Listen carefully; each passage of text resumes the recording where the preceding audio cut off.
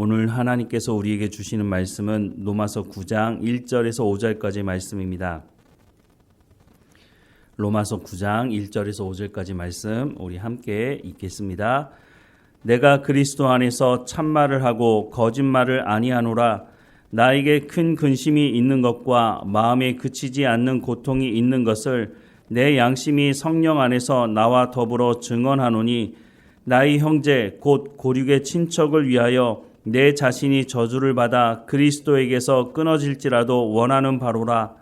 그들은 이스라엘 사람이라. 그들에게는 양자됨과 영광과 언약들과 율법을 세우신 것과 예배와 약속들이 있고 조상들도 그들의 것이요 육신으로 하면 그리스도가 그들에게서 나셨으니 그는 만물 위에 계셔서 세세의 찬양을 받으실 하나님이시니라. 아멘. 오늘 본문의 말씀을 보면 바울이 민족주의자인가 이런 생각을 하게 됩니다. 1절부터 3절 말씀을 다시 보면 내가 그리스도 안에서 참말을 하고 거짓말을 아니하노라. 나에게 큰 근심이 있는 것과 마음에 그치지 않는 고통이 있는 것을 내 양심이 성령 안에서 나와 더불어 증언하노니 나의 형제 곧 고륙의 친척을 위하여 내 자신이 저주를 받아 그리스도에게서 끊어질지라도 원하는 바로라 라고 말씀을 하고 있습니다. 바울은 전도여행 초창기에 늘 방문했던 곳이 회당이었습니다. 회당에는 유대인들이 모여 있죠. 그 유대인들에게 가서 예수님이 바로 우리의 구원자고 하나님의 아들이시다라고 하는 말씀을 전했던 것을 우리가 알 수 있습니다. 그런데 이 유대인들에게 복음을 전했을 때 유대인들은 메시아가 오기를 학수고대하던 사람들 아니었습니까? 그래서 그 사람들에게 예수님이 우리가 기다렸던 그 메시아다라고 말씀을 전했는데 이 유대인들 그 중에서도 유대주의자들이 앞장서서 예수님이 바로 메시아고 하나님의 아들이라고 하는 것을 전하는 이 바울을 가장 박해했던 사람들이었다고 하는 것입니다. 박해를 했던 가장 첫 번째 이유는 앞서 말씀을 드린 것처럼 유대인들이 예수님을 십자가에 못 박아 죽였는데 그 예수님이 바로 그들이 기다렸던 메시아라고 말을 하니 그것을 인정할 수가 없는 것이죠. 만일 그것을 인정하게 되면 자신들의 손으로 학수고대했던 그 메시아를 십자가에 못 박아 죽였으니 이게 말이 되지 않으니 예수님을 메시아로 인정할 수가 없었던 것이죠. 또 중요한 이유가 있는데 당시 유대주의자들은 율법이 메시아처럼 자신들을 살려줄 거라고 기대하고 생각을 했다고 하는 것이죠. 그러니까 예수님이 메시아라고 하는 것을 인정할 수가 없고 율법이 아니고 예수님이 우리를 구원해 주시는 메시아라고 말하니까 그 말을 하고 있는 바울을 인정할 수가 없고 그 바울을 죽이려고 했던 모습을 알 수가 있습니다. 바울이 이런 복음을 전할 때에 유대인들이 바울을 먼 거리에서도 찾아와서 돌로 쳐 죽이려고 했던 모습도 성경을 통해서 말씀해 주고 있지 않습니까? 바울이 어느 곳에 가든지 이 사람들은 눈에 가시와 같은 존재로 바울을 생각하고 바울을 늘 죽이려고 했습니다. 3차 전도여행을 마치고 예루살렘에 방문했을 때 바울을 죽이지 않고는 먹지도 마시지도 않겠다고 금식을 한 사람들이 40여 명이나 되었다라고 말씀을 또 하고 있습니다. 고린도후서 11장 22절부터 28절 말씀에 보면 그들이 히브리인이냐 나도 그러하며 그들이 이스라엘인이냐 나도 그러하며 그들이 아브라함의 후손이냐 나도 그러하며 그들이 그리스도의 일꾼이냐 정신없는 말을 하거니와 나는 더욱 그러하도다. 내가 수고를 넘치도록 하고 옥에 갇히기도 더 많이 하고 매도 수없이 맞고 여러 번 죽을 뻔하였으니 유대인들에게 40에 하나 감한매를 5번 맞았으며 3번 태장으로 맞고 1번 돌로 맞고 3번 파손하고 일주야를 깊은 바다에서 지냈으며 여러 번 여행하면서 강의 위험과 강도의 위험과 동족의 위험과 이방인의 위험과 시내의 위험과 광야의 위험과 바다의 위험과 거짓 형제의 위험을 당하고 또 수고하며 애쓰고 여러 번 자지 못하고 줄이며 목마르고 여러 번 굶고 춥고 헐벗어노라. 이 외의 일을 고사하고 아직도 날마다 내 속에 눌리는 일이 있으니 곧 모든 교회를 위하여 염려하는 것이라 라고 말씀을 하고 있습니다. 바울이 복음을 전하면서 당한 이 많은 일들 내가 복음을 전하기 위해서 마땅히 당하게 된 것이다 라고 말을 하고 있습니다. 자랑 삼아서 하는 말이 아니라 복음을 전하다 내가 이런 일 당했지만 그럼에도 불구하고 내가 복음을 전하는 것은 율법이 우리를 살려주는 것이 아니라 예수님이 우리를 살려주신다고 하는 것을 내가 경험했기 때문이다 라고 복음을 전했다고 하는 것을 알 수 있습니다. 바울이 어떻게 이것을 알았을까요? 바울도 초창기에는 예수 믿는 사람들을 잡아들이던 사람 아니었습니까? 그것도 공식 문서를 받아들고 다메섹까지 가서 예수 믿는 사람들이 있는 곳이라면 내가 가서 이 예수 믿는 사람들 다 잡아들이겠다고 했던 사람 아니었습니까? 그 당시만 하더라도 바울도 똑같이 유대주의자들과 같은 생각을 했습니다. 바울이 어떻게 보면 유대주의자들 중에서도 유대주의자 아니었습니까? 이런 바울이 율법이 나를 살려줄 거라고 생각했던 이 바울이 다메섹에 가는 도중에 예수님을 만나게 됩니다. 그런데 그 예수님을 만나고 나서 바울이 완전히 바뀐 삶을 살아가게 되는데, 왜냐하면 하나님 우편에 율법이 있을 거라고 생각을 하며 그렇게 살았던 바울이 하나님 우편에 예수님이 있는 것을 보게 된 것입니다. 그리고 그 예수님께서 자신의 생명을 구원하는 분이라고 하는 것을 경험하고 나서는 완전히 생각이 바뀌어서 율법이 우리를 살려주는 것이 아니라 바로 예수님이 하나님의 아들이시고 그 예수님의 메시아가 되셔서 우리를 구원하시는 분이다라고 하는 것을 선포하게 되었다고 하는 것입니다. 이런 관점에서 로마서 9장부터 11장 말씀을 보게 되면 바울이 민족주의자적인 혈통적인 민족주의자의 입장에서 바울이 말하고 있지 않다고 하는 것을 우리가 알 수 있게 되는데요.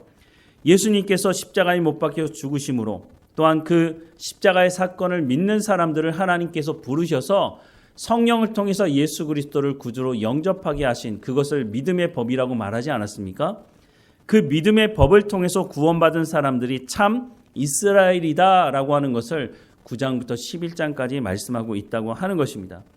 당시 유대인들은 그렇게 믿지 않았죠. 혈통적인 민족주의적인 생각을 하고 있었죠.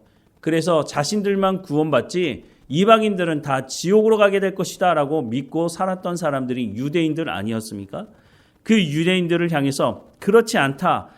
너희들도 회개하고 예수님께서 십자가에 못 박혀 죽으셨지만 그 예수님을 너희가 죽였지만 너희가 회개하고 돌이킨다면 참 이스라엘로 너희가 인정받고 구원받을 수 있다라고 하는 그 안타까운 마음을 가지고 오늘 본문의 말씀을 하고 있는 것입니다.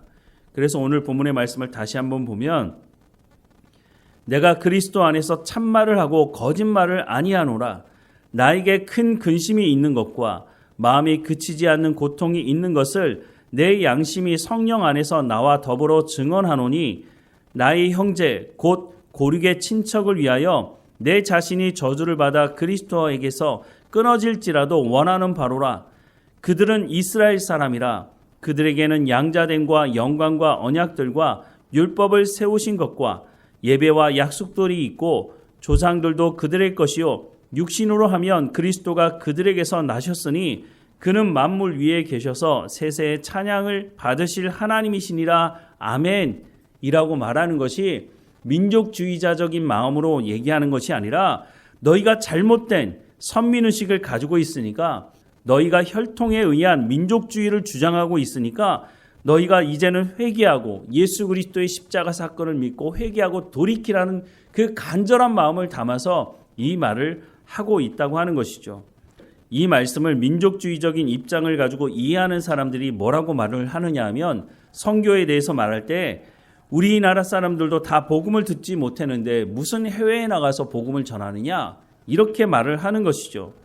그런데 이 사람들의 말이 맞습니까? 만약에 이 사람들이 말이 맞다면 100여 년 전에 캐나다나 미국이나 호주나 이런 해외에서 우리나라에 복음을 전하려고 왔던 사람들을 기억해 보십시오. 그때 미국이나 캐나다나 호주가 100% 다 예수 믿는 사람들이었습니까? 만약에 100% 다 예수 믿고 난 이후에 해외 선교를 해야 된다고 말했다면 지금도 우리는 복음을 듣지 못했을지도 모르겠습니다. 그러지 않았죠. 그 당시에 그 나라에도 예수 믿어야 될 사람들이 있었음에도 불구하고 해외 선교를 했기 때문에 우리가 복음을 듣고 지금 이렇게 우리가 모여서 예배할 수 있는 것 아니겠습니까? 물론 그렇다고 해서 국내 선교를 하지 말자고 하는 말이 아닙니다. 국내 선교 마땅히 해야 되죠. 우리 주변에 예수 믿지 않는 사람들이 있는데 우리가 어떻게 복음을 전하는 일을 중단하겠습니까? 예수님께서 승천하시면서 뭐라고 말씀하셨습니까? 성령이 너희에게 임하면 권능을 받고 예루살렘과 온 유대와 사마리아와 땅끝까지 이르러서 복음을 증거하라고 말씀하고 있지 않습니까? 거기서 말할 때 예루살렘에 사는 모든 사람들이 예수 믿고 난 이후에 사마리아에 가서 복음을 전하라, 이런 말씀이 아닙니다. 예루살렘과 온 유대와 사마리아와 땅끝까지 이르러 복음을 전하라고 하는 그 말씀은 동시적으로 예루살렘에서도 복음을 전할 뿐만 아니라 동시에 땅끝까지 가서 복음을 전하라는 말씀을 하고 있는 것입니다. 그러니 오늘 우리도 마찬가지입니다. 우리 주변에 있는 사람들에게 복음을 전할 뿐만 아니라 우리가 갈 수만 있다면 땅끝까지 가서 복음을 전하라고 말씀을 하고 있는 것이죠. 그러니까 국내 선교와 해외 선교를 동시에 해야 한다라고 하는 걸 말씀을 하고 있는 것입니다. 사도 바울은 처음에 유대인들에게 복음을 전하려고 했습니다. 그런데 유대인들이 가는 곳마다 사도 바울이 복음을 전하는 것을 방해했죠. 그래서 결국은 어떻게 합니까? 그래, 그러면 나는 이방인에게 복음을 전하러 간다라고 말을 하고 있는 것이죠. 하지만 여전히 사도 바울 마음 안에는 유대인들, 자신의 동족이었던 유대인들이 예수님을 십자가에 못 박아 죽인 그 자리에서 회개하고 돌이켜서 이 복음의 말씀을 듣기를 간절한 마음을 가지고 있었다고 하는 것을 오늘 본문을 통해서 말씀해주고 있는 것입니다. 그러면서 오늘 본문 이후의 말씀에 보면 참 이스라엘이 누구냐라고 하는 것을 말해주면서 혈통의 이스라엘이 참 이스라엘이 아니라 예수 그리스도의 십자가 사건을 믿는 사람들, 그 부르심을 받아서 예수 그리스도를 구주로 영접한 사람들이 참 이스라엘이니 너희도 이 가운데로 나오라고 하는 그 간절한 마음을 이 말씀에 담고 있다고 하는 것입니다. 우리가 성경의 말씀을 잘못 보면 우리도 오해할 수 있습니다. 우리 가운데 하나님께서 말씀하시는 그 말씀을 제대로 알 수 있도록 우리가 성경을 부분만 보는 것이 아니라 전체적으로 봐야 하는 것이죠. 더 나아가서 오늘 말씀을 통해서 우리 가운데 하시는 말씀을 우리 마음에 새기면서 우리가 우리 지역에 있는 사람들에게 복음을 전할 뿐만 아니라 해외에서 선교하고 있는 선교사님들을 위해서 기도하고 또 후원하고 또 때로는 우리가 그들 가운데 가서 격려하고 그들이 선교 잘할 수 있도록 후원하는 일을 멈추지 말아야 할 것입니다. 우리 가운데 말씀하시는 이 말씀을 따라서 우리가 복음을 증거하는 우리의 삶이 되기를 주님의 이름으로 축원합니다. 기도하겠습니다.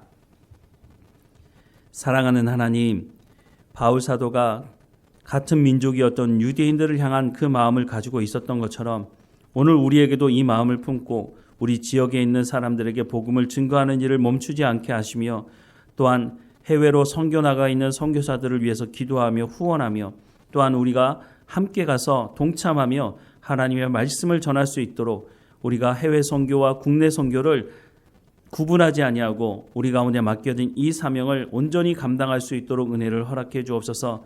예수님의 말씀대로 땅끝까지 이르러서 복음을 전하라고 말씀하시는 이 사명을 우리의 마음에 품고 감당할 수 있도록 은혜를 허락해 주옵소서. 오늘도 어느 곳에 있든지 하나님과 동행하게 하시며 하나님의 말씀에 귀를 기울이고 순종하며 성령의 열매를 맺어가게 하셔서 우리의 삶의 현장에서 우리가 복음을 증거하는 증인으로서의 역할을 감당할 수 있도록 하나님이 인도해 주옵소서. 우리의 손과 발을 통해서 우리의 입술을 통해서 드러나는 착한 행실을 통해서 하늘에 계신 아버지께 세상 사람들이 영광을 돌릴 수 있는 우리의 삶이 통로가 될 수 있도록 은혜를 허락해 주옵소서. 어느 곳에 있든지 하나님과 동행하며 감사하는 우리의 삶이 될 수 있도록 인도하실 하나님께 감사하고 예수 그리스도 이름으로 기도드립니다. 아멘.